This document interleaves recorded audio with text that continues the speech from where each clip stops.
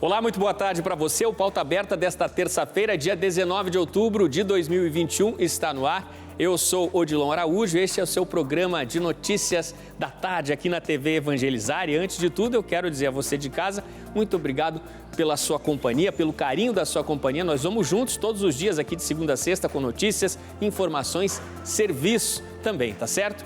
Vamos então aos nossos destaques. O levantamento da FGV, com base em números do FMI, mostra que a inflação do Brasil está entre as mais altas do planeta.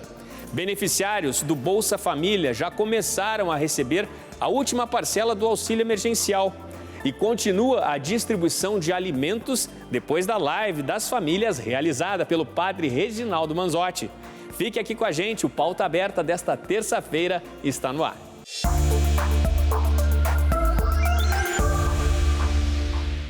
Um levantamento feito pelo Instituto Brasileiro de Economia, da Fundação Getúlio Vargas, mostra o Brasil no cenário global de avanço da inflação, neste momento de recuo da pandemia.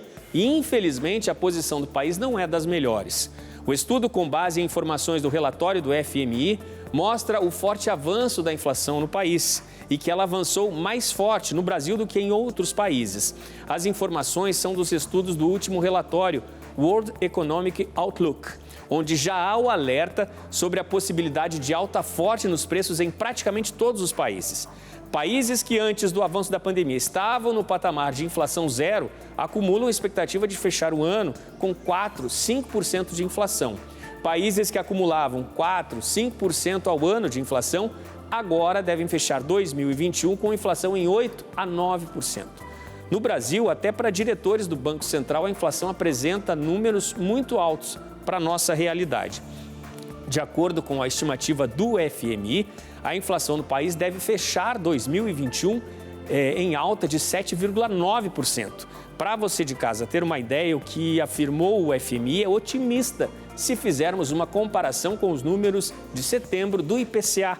Números que chegaram a 10,25% de inflação no acumulado dos últimos 12 meses. Tem uma diferença grande aí. Se as projeções do FMI forem confirmadas, a inflação no nosso país vai fechar em números bem mais altos do que na maior parte dos países emergentes, que deverá ficar em 5,8%. Muito mais alto também do que na comparação com a média mundial, que na previsão do FMI deverá fechar o ano em 4,8%. Agora merece um destaque aí, em relação às previsões internacionais durante a pandemia. O Brasil, como um grande exportador de bens primários, soja, milho, também carne bovina, havia expectativa aí que com a demanda mundial a moeda brasileira mantivesse a força. Isso não foi confirmado e, de acordo com os especialistas, é justamente por instabilidades aí fiscal e política que acontece no nosso país. Infelizmente, temos esses números aí preocupantes de avanço da inflação, puxada principalmente no último mês aí pelos preços dos combustíveis e também da energia elétrica. Mudamos de assunto agora, nós teremos mudanças na prova de vida para o ano que vem. Quem tem mais informações é a repórter Fabiana Vantucci. Olá, Odilon. A partir de janeiro de 2022, a prova de vida do INSS voltará a ser obrigatória e também tem mudança no período de realização. Hoje, o beneficiário realiza a prova de vida sempre no mês em que ele fez o procedimento pela primeira vez. Por exemplo, se você fez a prova de vida em outubro do ano passado, tem que realizar em outubro deste ano e assim sucessivamente. O que muda é que a partir do próximo ano, essa prova de vida tem que ser realizada sempre no mês de aniversário do segurado. Outra informação importante é a volta da obrigatoriedade da prova de vida para a liberação dos pagamentos. Nós sabemos que por conta da pandemia esse procedimento ficou suspenso, mas quem não fizer a partir de janeiro do próximo ano pode ter o benefício suspenso ou cancelado. A forma mais comum de fazer a prova de vida é no próprio banco onde o beneficiário recebe os pagamentos. Quem ainda tem dúvidas sobre a prova de vida pode entrar em contato com o INSS por meio do aplicativo Meu INSS ou pelo telefone da Central de Atendimento, que é o 135. De Curitiba, Fabiana Vantucci. E a Caixa já começou a pagar a última parcela do auxílio emergencial para os beneficiários do Bolsa Família. Os primeiros a receber são aqueles que o número de identificação social, o NIS, terminar com 1. Os trabalhadores podem consultar a situação do benefício pelo aplicativo do auxílio emergencial, pelo site auxilio.caixa.gov.br ou pelo consultaauxilio.cidadania.gov.br. Uma estatística preocupante: mais de 350 denúncias de violência contra a mulher foram registradas no Ceará por semana neste ano. Veja os detalhes na reportagem.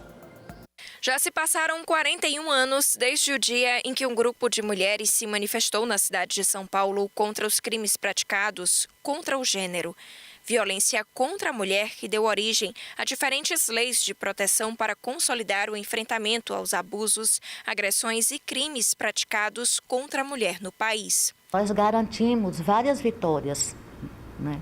Então, a rede de atendimento, delegacia de mulheres, conselhos nacional, estadual e municipal, abrigos, né, para as mulheres em risco iminente de vida, Lei Maria da Penha, Lei do Feminicídio, Lei do Minuto Seguinte. Violência que é uma realidade constante em todo o mundo. No Ceará, os dados assustam. Só neste ano, uma média de 359 vítimas registraram denúncias com base na Lei Maria da Penha. Isso a cada semana. E não para por aí. De janeiro a agosto, a Secretaria da Segurança Pública contabilizou 12.206 registros no estado, que se encaixam na Lei 11.340/06. Em 2020, foram quase 19 mil denúncias e em 2019, 22.760. E é no turno da noite, onde a vítima e o agressor costumam se encontrar, que os casos mais acontecem. No ano passado, o número de feminicídios chegou a 47 no estado do Ceará, segundo o relatório da Rede de Observatórios da Segurança. São cerca de 4 crimes por mês. Na cidade de Fortaleza, as mulheres, sejam da capital ou do interior, contam com a Casa da Mulher Brasileira para denunciar e ser atendida independente do tipo de violência. É um equipamento que veio oferecer às mulheres em situação de violência do estado do Ceará condições objetivas ao enfrentamento à violência. Não só ao enfrentamento, mas ao acolhimento, orientação e prevenção à violência. Para prevenir a violência contra a mulher, a Casa da Mulher Brasileira realiza um trabalho educativo junto à comunidade e nas escolas, para que as pessoas saibam o que é a violência, como ela inicia, quais os tipos existentes e como denunciar. É na Casa da Mulher Brasileira que toda mulher vítima de violência é acolhida e encontra uma rede de apoio para pôr fim à discriminação de gênero. É uma situação muito triste e preocupante essa que vemos no Ceará, né? Mas infelizmente também não é a realidade só no Ceará. Isso acontece no Brasil inteiro. A população, a sociedade precisa estar vigilante. E a Organização Mundial da Saúde informou que foram detectados 3 novos casos de ebola na República Democrática Oriental do Congo. Já são 5 os casos identificados em apenas 10 dias. Para as autoridades de saúde, o surto está relacionado ao de 2018, que matou mais de 2.200 pessoas e infectou mais de 3.000. Segundo a OMS, os casos mais recentes foram detectados no distrito sanitário de Butsili, perto da cidade de Beni, onde ocorreu o último surto. Dos 5 casos confirmados até agora, em 3 deles as pessoas morreram. No país, as vacinas têm mostrado impacto significativo no controle do ebola. Na semana passada, os médicos começaram a vacinar os contatos das pessoas que estavam infectadas, usando o imunizante da Merck, uma das 2 vacinas disponíveis, contra o ebola. A outra vacina é fabricada pela Johnson & Johnson. E um congestionamento diferente nos Estados Unidos. Há semanas, navios contêineres fazem fila na costa da Califórnia para descarregar as mercadorias. Em meio a um verdadeiro congestionamento das cadeias globais de suprimentos, alguns têm de esperar dias para conseguir aportar e fazer o desembarque de carga. Imagens de satélite da região dos portos de Long Beach e Los Angeles mostram um formigueiro de grandes embarcações estacionadas esperando para descarregar. São navios porta-contêineres carregados de mercadorias vindas da Ásia pelo Oceano Pacífico até a costa oeste dos Estados Unidos. O Marine Traffic, site de rastreamento de navios, contabilizou mais de 50 navios, esses que trazem containers, na costa de Long Beach e Los Angeles, no último dia 13 de outubro, depois de engarrafamentos recordes que aconteceram no mês de setembro. Os dois portos são as principais referências para a carga que vem da China. Assim, uma vez que um congestionamento começa, a chance de ele piorar com rapidez é muito grande.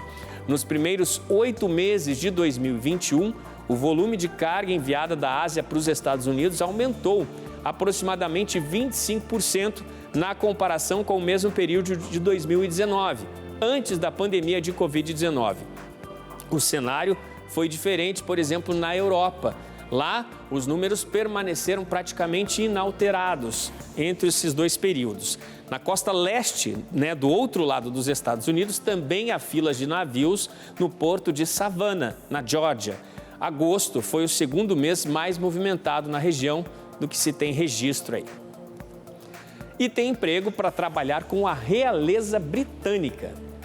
A realeza britânica abriu vagas de trabalho e o expediente será dado no palácio mais famoso do mundo, o Palácio de Buckingham, de Londres. Chique uma barbaridade, né? A função parece não ser tão glamourosa assim, de motorista, de faxineira, mas o salário é considerado bom até para os padrões ingleses. A carga horária pode variar de 20 a 40 horas semanais. E o expediente é de segunda a domingo. E por mês, o salário é equivalente a R$14 mil. Bom salário, né? Também pudera, gente. O Palácio de Buckingham tem 77 mil metros quadrados. São mais de 700 quartos para limpar. Exatos 770 quartos. Já os motoristas vão trabalhar com a entrega de cargas e mercadorias nas lojas do palácio. Tem que saber lidar também com a empilhadeira, hein? Salário espetacular, né? Agora, nosso assunto é a economia doméstica, gente. Nosso consultor de finanças pessoais, o Pedro Salanek, fala hoje sobre financiamento imobiliário. Tire agora todas as dúvidas que você tem sobre juros, correção monetária e etc. Olha só. Olá, você que me acompanha aí todas as semanas, pelo programa Pauta Aberta. Vamos novamente a mais algumas dicas aí a respeito de finanças pessoais. Ou seja, a ideia é sempre trazer aí pontos relevantes para que a gente possa cada vez cuidar aí melhor do nosso dinheiro, preservando aí da melhor forma o nosso patrimônio. Hoje o que eu quero trazer diz respeito àquelas pessoas que têm aí financiamentos junto às instituições financeiras e principalmente os financiamentos imobiliários.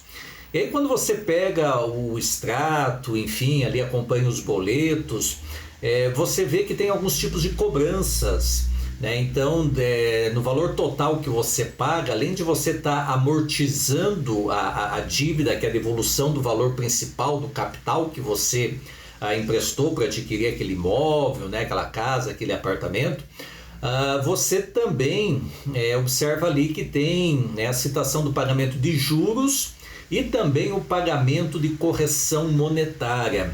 E muitas vezes as pessoas não sabem a diferença entre esses dois termos, Como se fosse assim, estou pagando juros, mas juro é uma coisa e correção monetária é outra.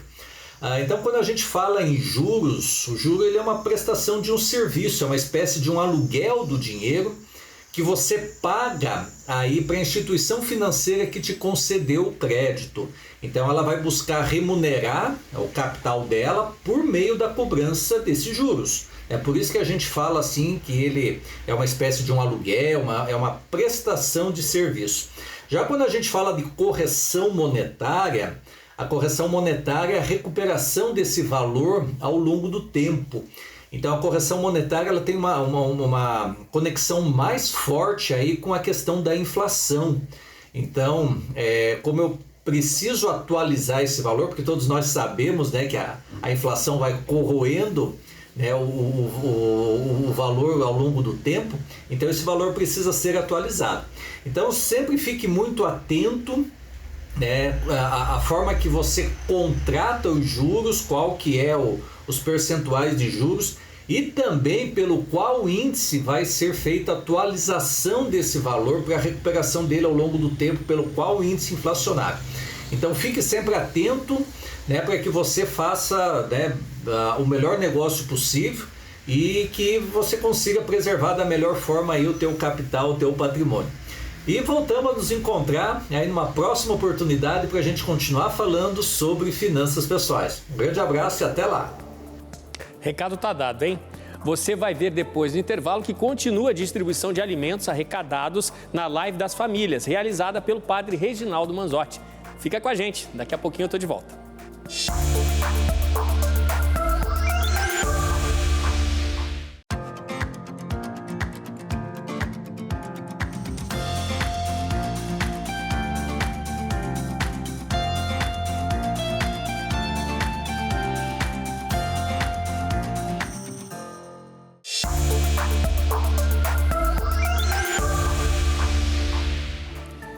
O Pauta Aberta está de volta neste segundo bloco. A você de casa, muito obrigado pelo carinho da sua companhia, né? Por todo o Brasil aí ligadinho nas notícias da tarde aqui na TV Evangelizar. E olha só, próxima de concluir os trabalhos, a CPI da pandemia ouviu na segunda-feira vítimas do coronavírus. Do lado de fora do Senado, um ato organizado por uma ONG de direitos humanos homenageou as mais de 600 mil vidas perdidas para a Covid-19 no país. A ONG Rio de Paz realizou um protesto nesta segunda-feira pelas mais de 600 mil mortes por Covid no Brasil. No gramado em frente ao Congresso Nacional em Brasília, foram pendurados 600 lenços brancos em homenagem às vítimas do coronavírus. Quem são os responsáveis por essa tragédia? Onde nós erramos? Não há mínima dúvida que o governo federal tem que ser responsabilizado pelo ocorrido, porque ele minimizou o poder letal do vírus. O vice-presidente da CPI da pandemia, Randolfo Rodrigues, e o senador Humberto Costa, membro da comissão, estiveram no ato e ouviram o pai de uma vítima da pandemia. Nós vamos concluir essa CPI e, com toda certeza, se Deus quiser, ela não vai decepcionar o Brasil. Para mim não me decepciona. Ela vai mostrar, de fato, de quem é a responsabilidade por tudo que aconteceu até agora. Dentro do Senado, o dia na CPI foi dedicado exclusivamente a ouvir vítimas da Covid. Segundo a Agência Brasil, a enfermeira obstetra Mayra Pires Lima relatou aos senadores o colapso hospitalar vivido no Amazonas no início do ano, quando a falta de oxigênio fez dezenas de pacientes morrerem asfixiados. Ela ainda contou que perdeu 2 irmãos para a doença e que, assim como colegas de trabalho, várias vezes teve que comprar o próprio equipamento de proteção individual ou contar com doações de amigos, a quem agradeceu. O Brasil ainda precisa superar, toda essa dor. A Fundação de Ação Social de Curitiba lança a campanha para combater o sedentarismo e valorizar a pessoa idosa. Quem fala mais sobre o assunto é a Cláudia Vicentim. Olá, Odilon, uma ótima tarde para você e para todos. Vocês conhecem a expressão etarismo? É o nome que se dá ao preconceito, à discriminação contra pessoas mais velhas. Sabe aquele tipo de comentário? Você está muito velha, muito velho para isso não é coisa para sua idade? Bem, com o avanço da medicina, da tecnologia, as pessoas estão vivendo mais, estão mais ativas, realizando atividades que antes eram consideradas adequadas apenas para pessoas mais novas. Mas ainda bem que isso está mudando. Para combater então o etarismo, que é esse tipo de preconceito, que esse sim já deveria estar aposentado há muito tempo, o Conselho Municipal dos Direitos da Pessoa Idosa de Curitiba tomou uma iniciativa muito legal, em parceria com a Prefeitura aqui da capital e da Fundação de Ação Social, lançou uma campanha para valorizar a pessoa idosa. E o nome já diz muito. Minha Idade Não Me Limita. É uma coletânea de histórias reais de pessoas idosas curitibanas que são exemplo de criatividade, alegria e coragem de romper essa barreira que o preconceito impõe contra as pessoas com mais de 60 anos. Tem uma professora de 66 anos que é uma youtuber de sucesso, uma cabeleireira de 91 anos super ativa, um senhor de 63 que se tornou um pé de valsa e muitos outros casos de pessoas de várias etnias e classes sociais que não deram bola para os comentários preconceituosos e assumiram uma atitude positiva e muito ativa sobre a vida. Tem muito material inspirador para conferir, então é só procurar pela campanha Minha Idade Não Me Limita. É isso aí, iniciativa muito legal em Curitiba, que pode sim servir de exemplo para todo o Brasil. Gente, e mudando de assunto agora, continua a distribuição dos alimentos que foram arrecadados durante a Live das Famílias, feita pelo padre Reginaldo Manzotti. Dá só uma olhada. Levar a evangelização pela caridade é um dos carismas da Associação Evangelizar é Preciso, levado aos 4 cantos do país. E hoje foi feita mais uma entrega de alimentos para a Arquidiocese de Curitiba, no Paraná. Os alimentos entregues foram arrecadados durante a Live das Famílias, feita pelo padre Reginaldo Manzotti. No total, 140 toneladas de alimentos. Diante da realidade que nós estamos vivendo hoje em nosso país, diante de tantas pessoas vulneráveis, as cestas do Padre Reginaldo vai às pessoas que mais necessitam diante das nossas pastorais sociais. Nós temos mais de 15 pastorais sociais e diante de um público carente, sofrido e que precisa realmente dessas cestas e está realmente passando fome. Além das doações, podemos ver também a contribuição e a vontade das pessoas em ajudar o próximo, como é o caso do Yusdel. Para mim é muito importante porque é uma ajuda que eu dou de coração, né? Para a pessoa que precisa. E ali estamos nós, para ajudar a pessoa, para dar uma força, né? Para a criança, para o povo. É muito importante também. E olha só que legal, gente, a skatista brasileira de apenas 13 anos, né, que esteve nas Olimpíadas, a Raíssa Leal, deu um exemplo de solidariedade. Olha só o que ela fez. Fenômeno dentro das pistas e exemplo fora dela. Depois de faturar a medalha de prata no skate street feminino nas Olimpíadas de Tóquio, Raíssa Leal, a Fadinha, foi a mais votada pela premiação Visa Award, que reconhece atletas que melhor desempenharam o espírito olímpico, a fim de ajudar instituições sociais. Com o resultado, a skatista brasileira de apenas 13 anos doará $50 mil, o equivalente a R$250 mil, para a ONG Social Skate de Poá, um município que fica na região metropolitana de São Paulo. A informação foi confirmada pelo Comitê Olímpico e Paralímpico Internacional. Na votação concluída em agosto, Raíssa Leal desbancou ninguém menos que a ginasta americana Simone Biles. Que exemplo, né, dessa brasileira. Olha só, gente, pauta aberta dessa terça está terminando. Nosso próximo encontro é amanhã à tarde, hein? Eu espero você.